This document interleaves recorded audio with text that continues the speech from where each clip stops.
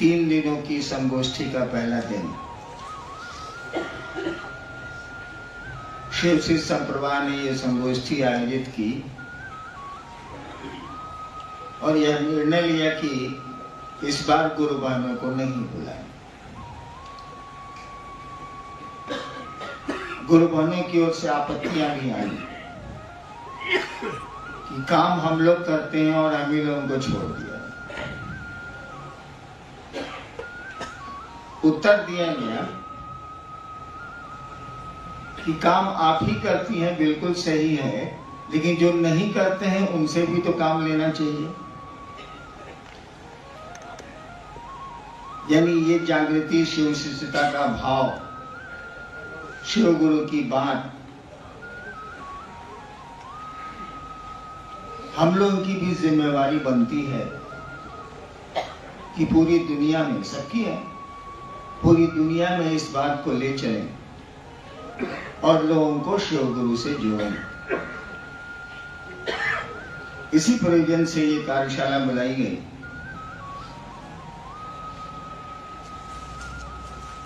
जबकि इधर 15-20 दिनों से मेरी तबीयत बहुत ठीक नहीं है। बीच में तो मैंने 10 दिनों तक लोगों से मिलना बंद कर दिया था।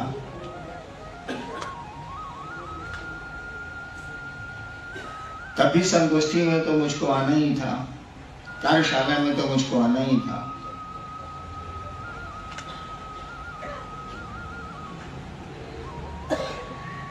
हम लोगों के कंधे पर बड़ा दुरूह भार है। ऐसा वजन जल्दी उठता नहीं है जिसको दुरूह बोलते हैं।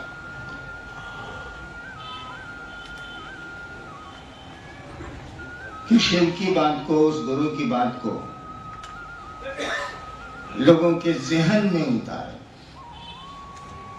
बोली में तो ये देश जानता है कि शिव गुरु, सुनाने की जरूरत बहुत कम है, कम ही लोग हैं जो नहीं जानते, लेकिन समझाने की जरूरत पूरी की पूरी। और जब हम लोगों ने ये काम शुरू किया था, उस समय के भी लोग आए हैं, तो बड़ी असुविधा होती थी। जब मैं बदल के मधेपुरा से पटनी आया, तो मधेपुरा में तो मैंने चर्चाएं की, शिव शिष्य बनाए, झूठे सच्चे बहुत सारे चमत्कार भी किए, और मेरा भी मन समझने लगा था कि कुछ पावर मुझको भी है, कोई शक्ति मुझको भी है। चेष्टा मेरी बड़ी ईमानदारी से हो रही थी कि शिव शिष्य बनाए हम पटना में।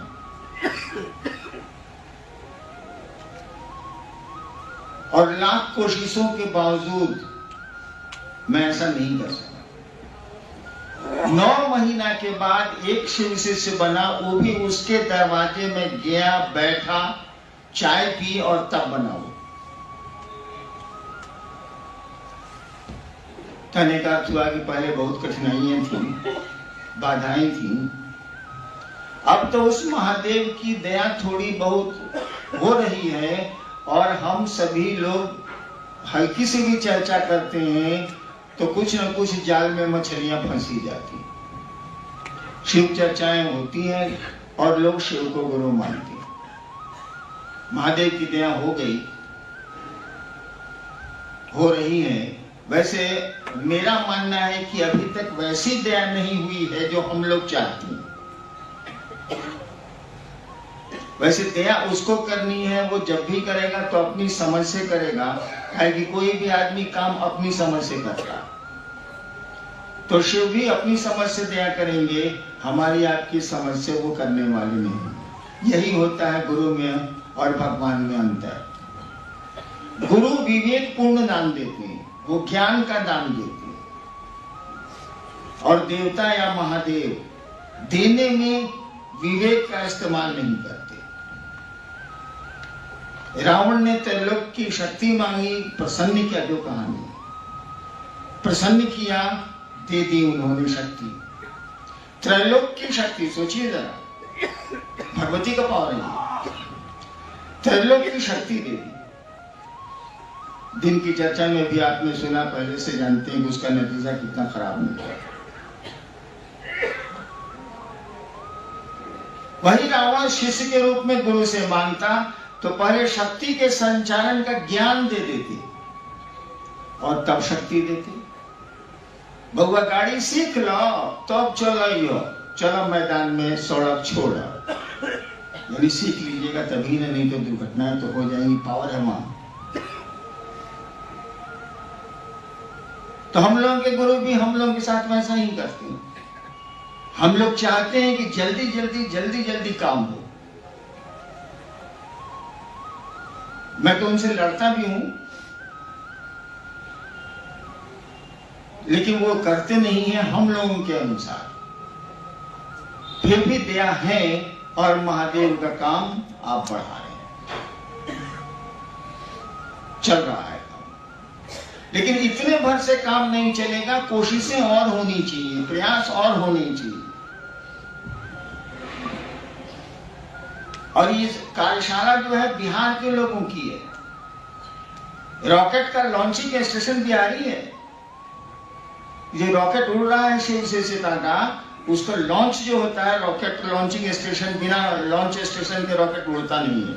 उसको जो थ्रश करता है उसको लॉन्चिंग स्टेशन बोलते हैं। वो थ्रश नहीं करेगा तो रॉकेट के बनेगा। तो बिहार इसका लॉन्चिंग स्टेशन है और हम सभी उस लॉन्चिंग स्टेशन में काम करते हैं। रॉकेट को लॉन्च कराता है बिहार। झारखंड भी बिहारी है भाई, अलग नहीं मानिएगा, इधर ना अलग हुआ।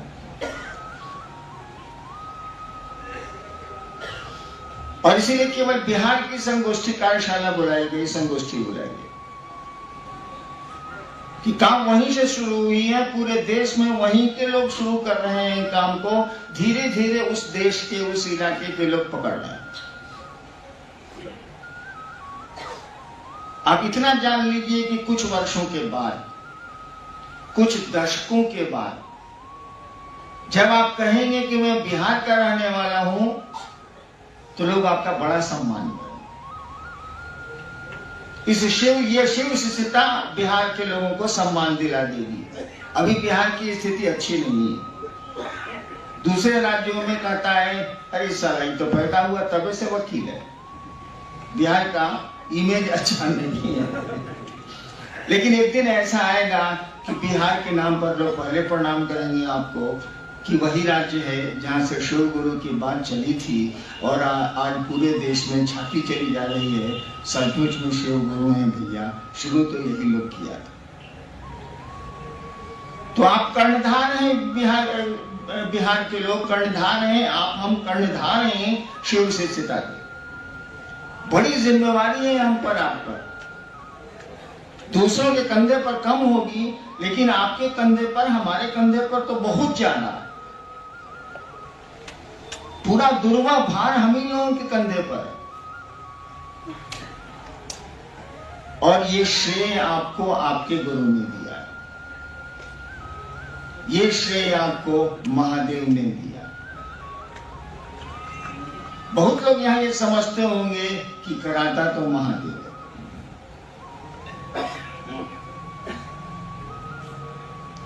तो हमसे आपसे करा रहा है तो श्रेय हमको आपको मिल रहा। शिव चालीसा में भी लिखा है कि करत स्वामी सेवक सिर लीला। वो शिव अपने सेवकों के माथे तमाशा करते हैं, लीला करते हैं। तो कर तो वही रहा। वो अभी भागलपुर के गुरु भाई जो गा रहे थे कि तुम ही सफीना हो, तुम ही साहिल हो और तुम ही सब कुछ हो। सही स्थिति तो यही। अगर सही स्थिति ये नहीं है तो बताइए कि 10,000 साल से, 8,000 साल से, 7,000 साल से, 7,000 साल का तो इतिहास हमको आपको मालूम है, उसके पहले का नहीं मालूम। लेकिन पीछे चलिए तो 7,000 साल का तो इतिहास हम लोगों को मालूम है। हड़प्पा और मोहनजोदड़ो से लेकर आज तक उस वो शिव तो जनमानस का गुरु नहीं हुआ। ईश्वर है वो, सब कुछ उसको कहा गया, गुरु भी कहा गया, जगत गुरु भी कहा गया, क्या नहीं कहा गया उसके बारे में, उसकी प्रशंसा में, उसकी पदवी में, उसकी उपाधि में। और जनमानस के गुरु शिव नहीं हुए, लोगों के गुरु शिव नहीं, इक्का दुक्का लोगों के हुए, और उन्होंने भी खुद गुरु होना स्वीकार कर लिया, शिव को गुरु नहीं बनाया। अपने शिष्यों को अपना गुरुत्व दिया, अपने गुरु बने, ये नहीं कहा कि शिव को गुरु मानो, वो मेरे गुरु हैं। जो शिव के शिष्य थे उनकी बात हो रही। पहली बार तो बिहार की धरती पर ये बात आई कि लोगों को ये बताया जाए कि शिव जो गुरु है, जगत गुरु है, वो तुम्हारा भी गुरु हो सकता है।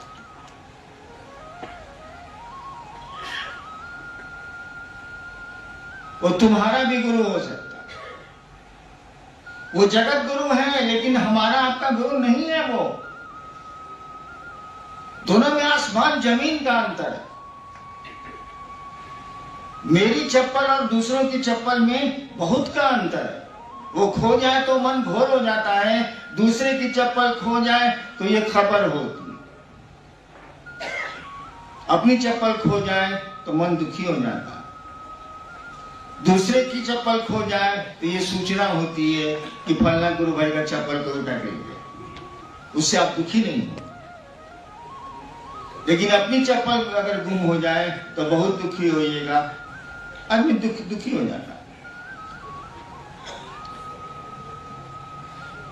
ठीक उसी तरह से उस महादेव की स्थिति है, उस जगत गुरु की स्थिति। इसीलिए आपका पहला सूत्र बहुत स्पष्ट है। हे शिव, आप मेरे गुरु हैं। वहां जगत गुरु शब्द का इस्तेमाल नहीं हुआ है। कहा जा सकता था हे शिव आप जगत गुरु हैं, मैं आपका शिष्य हूं, नहीं कहा। सूत्रों में बाकी जगह कहा गया है, लेकिन सूत्रों में नहीं कहा गया। जिन सीढ़ियों पर चढ़ना है उनमें नहीं है ये बातें। हे शिव आप मेरे गुरु। तो उस जगत गुरु को अपना गुरु इंसान बना ले, आदमी बना ले, एक एक आदमी बना ले, ये बात नहीं चली।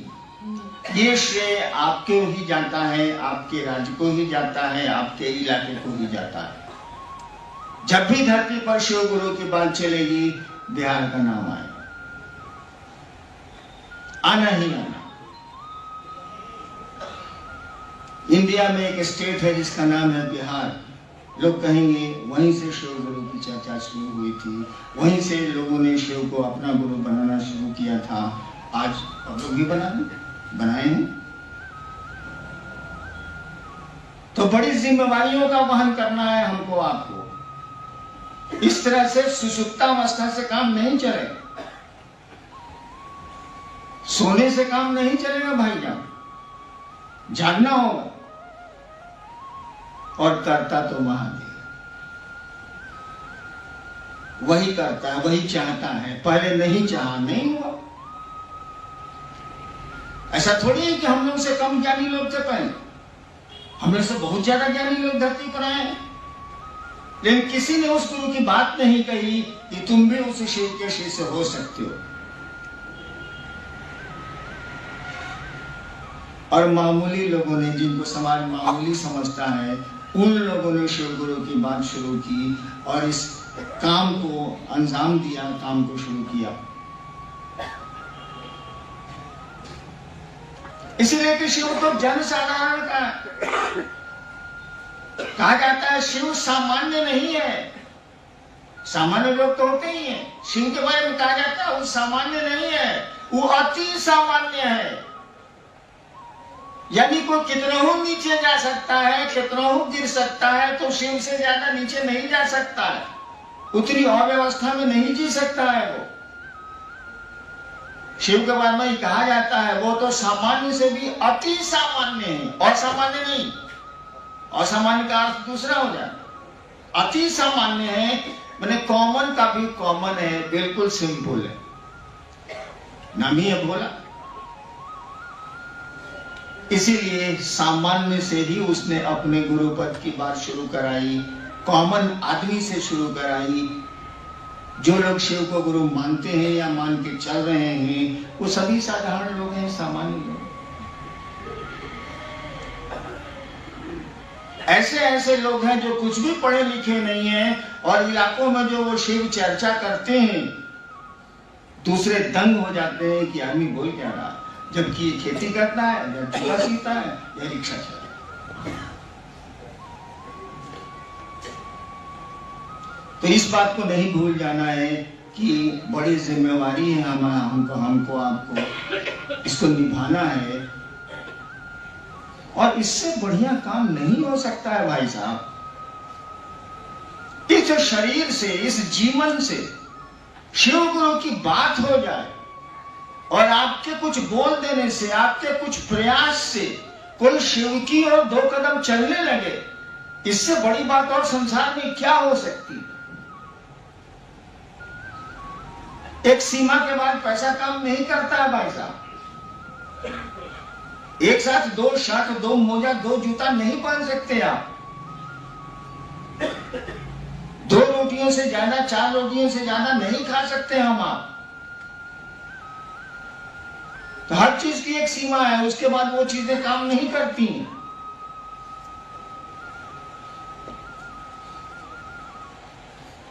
वो शिव तो काम देगा, वो देता है। मेरे व्यक्तिगत अनुभव है कि वो काम देता है। शर्त यही है कि उसको अपना समझने की कोशिश करें। वो महादेव मेरा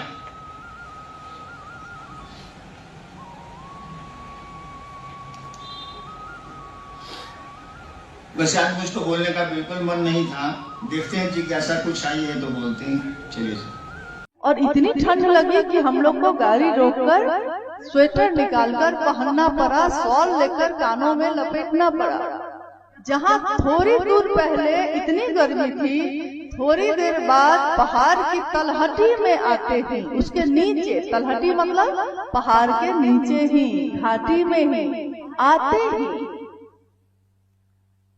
उसका जो पहाड़ का असर है वो हमारे शरीर पे होने लगा। उसी तरह जब हम शिव भाव के पास की तरफ बढ़ते हैं, उस भाव के तरफ जो शिखर है उस तरफ चढ़ते हैं, तो जैसे जैसे हमारा मन उसके नजदीक होता है, तो हमारे मन से क्या हटने लगता है। जाति का संकीर्णता हट गई, धर्म का हट गया, पुरुष है कि स्त्री है ये हट गया, सुंदर है कि कुरूप है ये हट गया, दुश्मन है कि दोस्त है, जिससे कभी बात नहीं करते थे उससे भी बात करने लगे कि उसको भी महादेव का चेला बनाएंगे। इसके लिए उससे दोस्ती कर ली हमने जिससे दुश्मनी थी। यानी हमारे मन से जो भी गलत चीजें हैं, जो मेरे मन को भारी बनाती है, जो मेरे मन पे बोझ बन के है, वो सारे बोझ जो है, वो सारी संकीर्णता जो है, वो अपने आप ही अलग होती जाती है, तिरोहित होती जाती है। तिरोहित का अर्थ होता है खत्म हो जाना, अपने आप मिल जाना, भूल जाना। आपने देखा होगा कपूर होता है ना, जिससे पूजा करते हैं हम लोग, दिया जलाते हैं, तो कपूर को अगर रख दीजिए तो वो धीरे धीरे खोल के रख दीजिए, तो कुछ देर के बाद देखिएगा कि कपूर है ही नहीं, वो हवा में घुल गया, मतलब उसका अस्तित्व खत्म हो गया, वो तिरोहित हो गया। उसी तरह हमारे मन से ये सारी संकीर्णता तिरोहित हो जाती है, खत्म हो जाती है, और हम इसके लिए अलग से कोई प्रयास नहीं करते। कभी साहब ने नहीं कहा कि जाति पे बोलना है, छूत अछूत पे बोलना है, या वर्ण पे बोलना है, किसी मजहब या किसी धर्म पे बोलना है। साहब श्री ने कभी ये नहीं कहा। उन्होंने हमेशा कहा कि अगर बोलना ही चाहते हैं तो शिव के बारे में बोलिए, इससे सुंदर विषय और कुछ भी नहीं है। तो बोलना है तो शिव बोलिए, यानी बनना चाहते हैं तो बनिए शिव, बनो तो शिव, रहो तो शिव, जियो तो शिव। सबसे सुंदर जो बात आपके जीवन में है, तो हमारे मन से ये सारी संकीर्णताएं अपने आप तिरोहित होती हैं अगर हम शिव भाव की तरफ बढ़ेंगे। तब अगर जीव भाव की तरफ बढ़ेंगे तो हो सकता है ये बढ़ भी जाए। हम व्यक्ति को पकड़ लेते हैं, हम आदमी को पकड़ लेते हैं। कोई भैया अगर चला रहे हैं तो हम उस भैया को पकड़ लिए, हम उस गुरु बहन को पकड़ लेते हैं कि आप नहीं जाइएगा तो देखिए हम क्या बोलते हैं, हमारे मन, वचन और कर्म तीनों में क्या तालमेल है। हम क्या बोलते हैं, हम किसी से बोलते हैं कि आप नहीं जाइएगा तो महादेव का काम नहीं होगा। क्या बोल रहे हैं हम? महादेव किसी से भी अपना काम कराते हैं। इसके लिए बिल्कुल किसी एक विशेष व्यक्ति का जाना कभी जरूरी नहीं होता। किसी को खड़ा करके वो अपना काम करा लेंगे, किसी को खड़ा करके वो शिव की चर्चा करवा लेंगे। और ऐसा हुआ होगा आपके साथ कि किसी ने कहा होगा कि आएंगे और वो नहीं आया। अब आप जो 50 आदमी को जुटा के बैठे हैं तो आपका मन घबराने लगा। आपको लगा कि अरे वो भैया तो बोले थे कि हम आएंगे, तो हम तो निश्चित थे कि वो आएंगे तो वही चर्चा करेंगे। अब वो भैया नहीं आ रहे हैं, आ ही नहीं रहे, फोन भी नहीं उठा रहे हैं, न जाने क्या बात हो गई। अब आपका मन गुरु की दया के आश्रय की तरफ गया। आपने महादेव से दया मांगनी शुरू की, हे महादेव दया करिए, कैसे होगा कैसे होगा कैसे होगा। और आपके लाख दया मांगने के बाद भी वो व्यक्ति जिसको आप बुला रहे थे नहीं आ पाया। ऐसा हुआ है आपके साथ कभी? वो नहीं आ पाया और संजोग ऐसा हुआ कि अब क्या है, अब कोई उपाय नहीं है, अब आपको ही गुरु की चर्चा करनी पड़ेगी। तो अब आप महादेव से दया मांग के गुरु की चर्चा में बैठे हैं। और जब आप महादेव की चर्चा शुरू किए हैं तो आपको भी नहीं पता है कि आप उस दिन क्या बोल रहे थे। दूसरे सुन के कहते हैं कि दीदी आपने कितनी सुंदर चर्चा की। आप सोचती हैं कि मुझको ये आता कहाँ था, मुझको तो आता ही नहीं था। तो बोला कौन? महादेव खुद बोला। महादेव हजार हजार मुख से बोलते हैं, महादेव हजार हजार पांव से चलते हैं, वो हजारों आंखों से देखते हैं। हम में, तुम में, सब में कौन है? वही बोले। तो मन जैसे ही महादेव से जुड़ेगा, मन जैसे ही गुरु की दया के आश्रय में जाएगा, आप खुद ही महादेव की चर्चा शुरू कर दीजिएगा। कोई आपके पास नहीं होगा तब भी करिएगा। तो संकीर्णता अपने आप तिरोहित होती है, चीजें अपने आप ठीक होती हैं। इसके लिए मात्र महादेव से दया मांगने की जरूरत है। एक भाई जो रामगढ़ चतरा ब्लॉक सोनभद्र से हैं, इनकी जिज्ञासा है कि शिव की ओर चल और शिव की ओर से चल, दोनों में क्या अंतर है? जिज्ञासा आपने सुनी है। शिव की ओर चलना मतलब धरती से जो हमारा जीवन है उस जीवन से शिव की ओर चलना, और शिव की ओर से चलना, शिव की ओर या शिव की ओर से चलना, यही है ना। भारी अंतर है। एक बार क्या हुआ कि एक गुरु भाई आए थे साहब के पास। तो अब दो जगह के गुरु भाई बहन वहां बैठे हुए हैं साहब के पास। तो एक जगह के गुरु बहन जो है उसमें से एक गुरु भाई खड़े हुए, उन्होंने कहा साहब से कि जी साहब, हम लोगों ने सोचा है कि हम लोग राजस्थान जाएंगे और राजस्थान जाकर अमुक अमुक जगह शिव की चर्चा करेंगे। हमने चर्चा रख भी ली है और हम में से ये 5-6 लोग जो हैं ये लोग जा रहे हैं। साहब ने कहा ठीक। दूसरी जगह के लोग जो बैठे हैं वो कह रहे हैं साहब से कि जी साहब, हम लोग आपसे आदेश लेके आए हैं। साहब ने कहा किस बात का? कि हम कहाँ जाए और कहाँ जाकर हमको क्या करना चाहिए, कहाँ जाकर हमको क्या करना चाहिए। आप जहाँ कहेंगे वहीं जाएंगे और जहाँ जहाँ आप जैसा जैसा करने के लिए बोलिएगा हम वैसा वैसा करेंगे। अब आप बताइए कि दोनों बात में क्या अंतर है। एक ने बताया, सूचना दी, दूसरे ने पूछा, आदेश दिया। दोनों में अंतर है कि नहीं? जब आदेश कोई लेगा, जब आज्ञा लेगा कोई, तो उसके साथ जिससे वो पूछ रहा है उसकी ताकत भी मिलेगी उसको, क्योंकि जिसका आशीर्वाद लेकर आप जाते हैं उनका आशीर्वाद भी तो आपके साथ जाता है। लेकिन अगर आप खुद ही बता दीजिएगा कि हम तो यहाँ के फला गुरु भाई हैं, फला गुरु बहन हैं, और हम तो ये पूरा क्षेत्र तो मेरा ही जगाया हुआ है, यहाँ तो कोई था नहीं, हम ही आए थे, हम ही ने, अरे आपको भी तो मैंने बनाया था, आपको भी तो मैंने बनाया था। तो अगर मेरे मन में ये होगा तो मैं कहूंगी कि यहाँ ये होगा, यहाँ ये होगा। हम बोलेंगे तो चर्चा होगी, हम बोलेंगे तो चर्चा नहीं होगी। हम आएंगे तब चर्चा शुरू होगी, हम आएंगे तब फटाफट शुरू होगा। मतलब इस तरह की भाषा बोलिएगा। जो शिव की तरफ से चलेगा वो महादेव से लोगों को जोड़ेगा, आगे बढ़ता जाएगा। मिल लिए तो वाह वाह, नहीं मिले तो कोई बात नहीं है।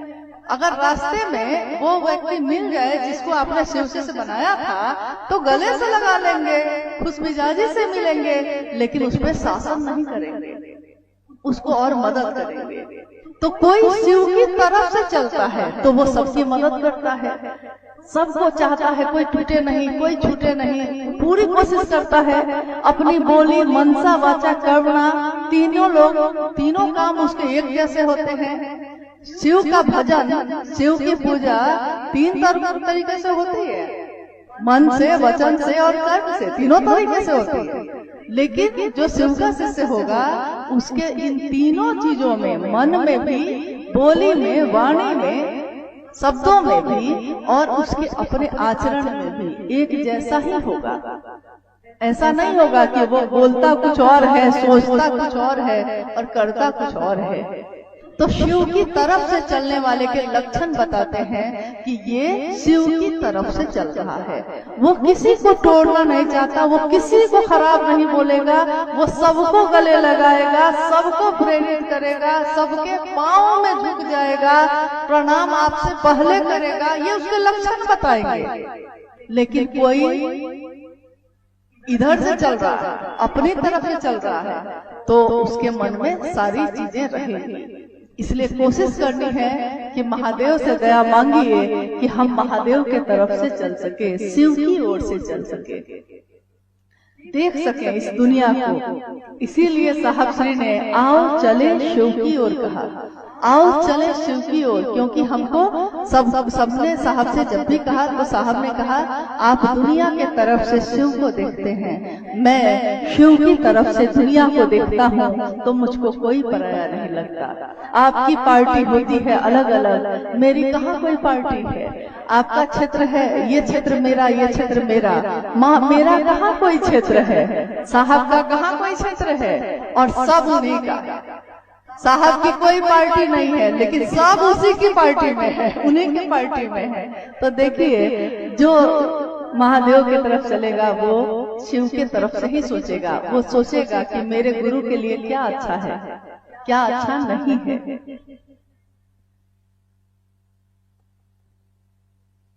एक भाई की जिज्ञासा है, रेणुकूट के भाई हैं कि रात में साप्ताहिक की चर्चा होना चाहिए कि नहीं। तो स्पष्ट नहीं किए हैं रात में कब तक, कब से नहीं। देखिए ग्रामीण क्षेत्रों में थोड़ी दिक्कत होती है कि दिन में लोग खेतों में काम करने चले जाते हैं, परंतु बहुत से बहुत संध्या वेला में हो सकती है। रात्रि कालीन में अगर एक ही घर में सारे लोग हैं, मान लीजिए मेरे घर के ही सारे लोग हैं, तो हम आधी रात में भी बैठ के कर सकते हैं। एक ही घर के लोग हैं, कोई बाहर से नहीं आया है, किसी को बाहर नहीं जाना है। परंतु अगर दूर दूर से लोग आने वाले हैं, गांव में भी उस छोर से आने वाले हैं, तो हमको किसी भी हालत में रात्रि कालीन किसी तरह की चर्चा नहीं करनी चाहिए।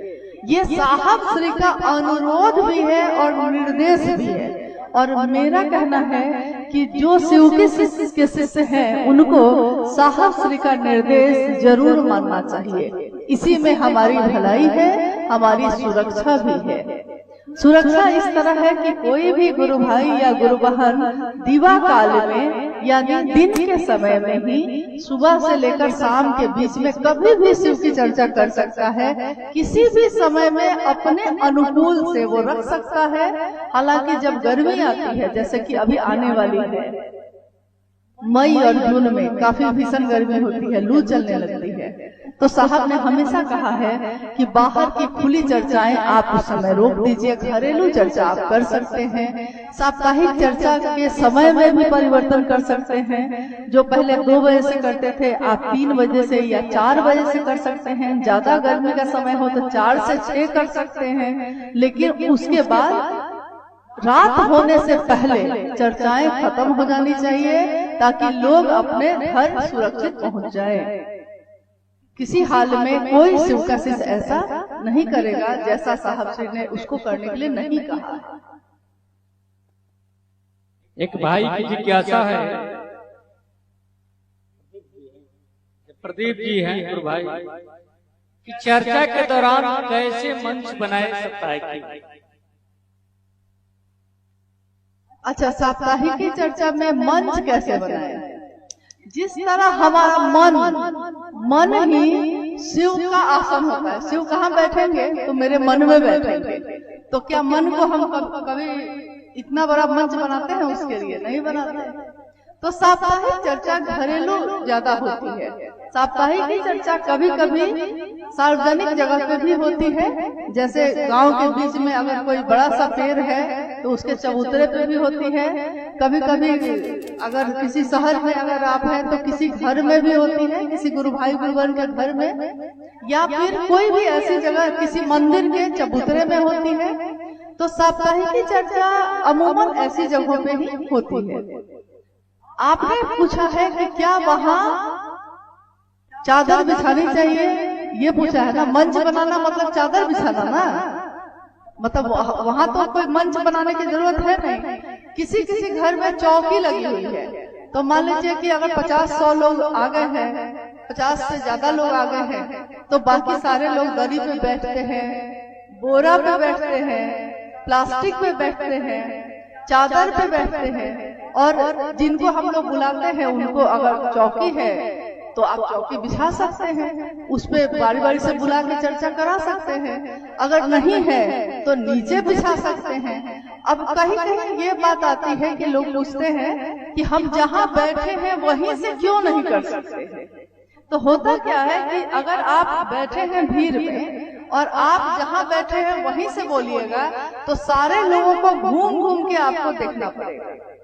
स्वाभाविक है ना, ये तो एक अनुशासन जैसा सिस्टम में नहीं लगेगा, देखने में थोड़ा ठीक नहीं लगेगा। इसलिए अमूमन हम लोग कोई चादर बिछा देते हैं कि भाई बारी बारी से गुरु भाई गुरु बहन उस पे जाके बैठते हैं, चर्चा या भजन करते हैं, और इसमें कोई दिक्कत भी नहीं है। ये आप कर सकते हैं, इसमें कोई दिक्कत किसी को नहीं है। चादर, दरी, बोरा, पुआल सबके पास है। कुछ नहीं तो घास तो है, घास का मैदान तो है, तो सबके पास धरती तो है ना, कि धरती भी हट गई है। कुछ नहीं मिलेगा तो धरती बिछा लेंगे, आकाश ओढ़ लेंगे, और क्या करेंगे। उन्हीं की जिज्ञासा है, शिव चर्चा में क्या पूजा पाठ की भी जरूरत है? देखिए, शिव चर्चा ये सब ही बताता है कि इसमें जो कर्मकांड वाले पूजा पाठ है इसके लिए कोई जरूरत नहीं है। कर्मकांड का पूजा मतलब क्या कि जिसमें तस्वीर होना जरूरी है, जिसमें फल रखना जरूरी है, या अगरबत्ती दिया जलाना जरूरी है। शिव चर्चा में इसकी कोई जरूरत नहीं है। इसलिए नहीं है कि कोई गुरु भाई गुरु बहन हमारे आपके बीच गरीब से गरीब भी है, और अगर वो गरीब से गरीब है तो उसके पास इतना हो कि वो अगर चाहे शिव चर्चा करना तो वो कर सके। ऐसा ना हो कि वो शिव चर्चा करना चाहे लेकिन उसने देखा है कि आपके यहाँ तो खीर पूरी बन रही है, आपके यहाँ तो पूरी सजावट है, आपके यहाँ तो पूरा पूजा पाठ और आरती चल रही है, मेरे पास तो खाने को रोटी नहीं है, तो मैं शिव चर्चा कैसे करूँगा।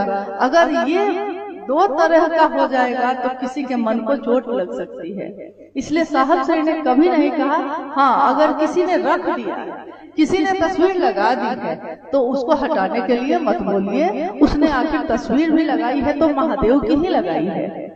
कोई कोई होते हैं जो जाके कहते हैं अभी हटाइए, अभी हटाइए, तो ऐसा हम लोग को नहीं करना चाहिए। बोली में नम्रता रखिए, सही बात को बोलने का भी तरीका होता है। अपने मुंह को खराब किया है अगर आपने, तो आपने किया है, दूसरे का मुंह खराब नहीं हुआ। आपने किसी से खराब से बात की है तो पहले खराबी आपके अंदर पैदा हुई है। इसलिए कोई सही बात भी कहनी है तो उसको समझाने का एक तरीका होता है। तो किसी ने तस्वीर अगर रख दी है, अब किसी के घर में जन्मदिन है, ऐसा होता है, तो हम सभी शिष्य से हैं, तो अब मेरे बेटे का जन्मदिन है तो हम क्या करें, तो हम उस दिन भी पार्टी नहीं करते, अब हम लोग शिव चर्चा ही करते हैं। तो अब शिव चर्चा करते हैं लेकिन बेटे का जन्मदिन भी है, तो हम देखिए जरूरत के अनुसार, स्थान के अनुसार हम लोग अपना व्यवहार परिवर्तित करते हैं। लचीलापन है इसमें, बहुत कड़ा नहीं है। शिव शिष्टा इतनी कड़ी चीज नहीं है कि कोई टूट जाएगा। तो अब अगर उसने प्रसाद चढ़ा दिया है घर में, पूजा घर में, और कह रहा है कि मेरा बेटा का जन्मदिन है, आप लोग थोड़ा प्रसाद खा लीजिए, तो खा लीजिए, अपने ही गुरु भाई गुरु बहन का है। ऐसा नहीं करना चाहिए कि नहीं हम तो पानी भी नहीं पिएंगे आपके यहाँ का। ऐसा भी व्यवहार कभी भी शिव शिष्यों को नहीं करना चाहिए। मांगना भी नहीं चाहिए कि हाँ हम आएंगे तो आपके यहाँ आपको खाना बनाना होगा मेरे लिए। मांगना नहीं है, कोई दे दे तो खा भी सकते हैं। तस्वीर लगानी नहीं है, किसी ने लगा दिया है तो हटाने की जरूरत भी नहीं है। ठीक, हाँ आरती वगैरह के लिए हम लोग मना करते हैं, इसलिए क्योंकि ज्यादा संख्या में अगर लोग रहते हैं तो सारे लोग आरती लेने लगते हैं। महादेव की चर्चा से ध्यान हट के आरती पे चला जाता है, और कभी कभी सारी में या आग भी लग जाती है, कभी बच्चे के आंख वगैरह में भी बढ़ गया था। नेपाल में एक बार एक बच्चे को गोद में लेके, और वहाँ के गुरु बहन जो थी वो आरती कर रही थी, भीड़ थी, सारे लोग आरती लेना चाहते थे, उस बच्चे की आंख में बत्ती गिर गई, काफी दिक्कत। साहब ने कहा कि जो भी मैंने नहीं कहा आपको करने, अगर आप जबरदस्ती करते हैं तो आपको इसका कोई न कोई परिणाम मिलेगा, इसलिए आप ऐसा मत करिए। मैंने आपकी सुरक्षा के लिए ही ऐसा कहा है। शिव चर्चा का अर्थ ही होता है शिव की बात। ये शिव कथा नहीं है, शिव महापुराण कथा नहीं है, ये रामायण कथा या महाभारत कथा नहीं हो रही। यहाँ क्या हो रहा है, शिव की चर्चा हो रही है। तो तस्वीर अगर लगी है कोई दिक्कत नहीं है, नहीं लगी है तो लगवाने की जरूरत भी नहीं है।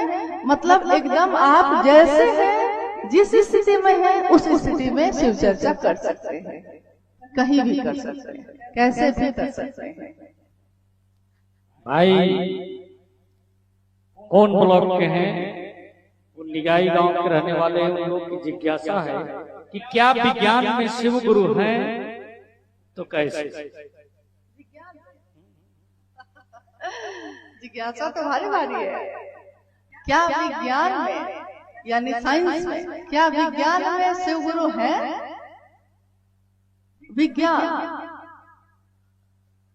जिस चीज को आज से हजारों साल पहले हमारे ऋषि मुनियों ने कह दिया, आज विज्ञान उसको साबित करता है। तो कैसे कहा जाए कि विज्ञान बड़ा है या आध्यात्म बड़ा है? क्योंकि आध्यात्म में जो चीजें घटित हो जाती हैं उसकी खोज करता है विज्ञान।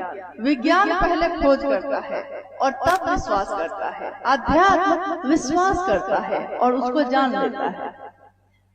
अब रही बात शिव गुरु की, तो शिव की बात, शिव की इच्छा, मैंने अभी आपसे कहा कि शिव की इच्छा हुई और सृष्टि बनी। तो देखिए विज्ञान क्या कहता है और आध्यात्म क्या कहता है। आध्यात्म कहता है कि शिव की इच्छा हुई और सृष्टि बनी। तो शिव की इच्छा जो हुई तो तरंग पैदा हुई, अघोर थे शिव, पूरी तरह अघोर, कहीं कोई तरंग नहीं, कहीं कोई हलचल नहीं। लेकिन जैसे ही इच्छा पैदा हुई तो तरंग पैदा हुआ, करंट पैदा हुआ, वेव पैदा हुआ, उतार और चढ़ाव पैदा हुआ। तो आकाश बना, फिर हवा, फिर अग्नि, फिर जल, फिर पृथ्वी। बनती चली गई। लेकिन जब शिव ने इच्छा की और सृष्टि बनी, तो जो इच्छा करेगा और बनेगा, बीच में कुछ समय रहेगा कि नहीं? कुछ भी तो होगा। इच्छा पैदा होने में और सृष्टि के बनने में कुछ तो होगा। मैंने कहा रुकिए, तो मैंने जो कहा रुकिए इस माइक पे कहा है, तो ये जो आपके कान तक गया है, तो माइक की आवाज आपके कान तक जाएगी, इसमें थोड़ा सा समय तो रहेगा ना। तो वो जो आवाज हुई, जो ध्वनि हुई, जो तेज आवाज हुई शिव की इच्छा और सृष्टि के बनने के बीच में, उस आवाज में जो सुनाई देता है, जो ध्वनि है, वो कैसी है? तो कहा गया कि आ ऊ मा। ये आवाज कैसी है? जब एक साथ सुनते हैं तो ये आवाज होती है ओम। इसीलिए ओम को ध्वनि का शब्द कहा जाता है, ध्वनात्मक शब्द है। ये प्रणव मंत्र भी कहा जाता है। प्रणव यानी जहाँ से पैदा हुआ। शिव का प्राण मंत्र नमः शिवाय को कहा जाता है। कैसे? क्योंकि जैसे ही धरती पैदा हुई, जैसे ही आकाश बना, तो शब्द बना। आकाश में 5 ज्ञानेंद्रियों में एक ही ज्ञानेंद्रिय काम करती है, सुन सकते हैं। तो आकाश में सबसे पहले बना शब्द। तो शब्द जो बना, ओम जो ध्वनि थी, वो जो प्रकट हुआ, तो बना नमः शिवाय। इसलिए नमः शिवाय ओम का प्रकट रूप माना जाता है। नमः शिवाय शिव का प्राण मंत्र भी माना जाता है। शिव के प्राणों से निकला जो, तो शिव का प्राण मंत्र हुआ, पहला मंत्र हुआ। तो जब कोई पहली बार कुछ बनेगा, शिव से बनेगा। जैसे शिव से वीरभद्र पैदा हुए, तो वीरभद्र ने सबसे पहले शिव को प्रणाम किया।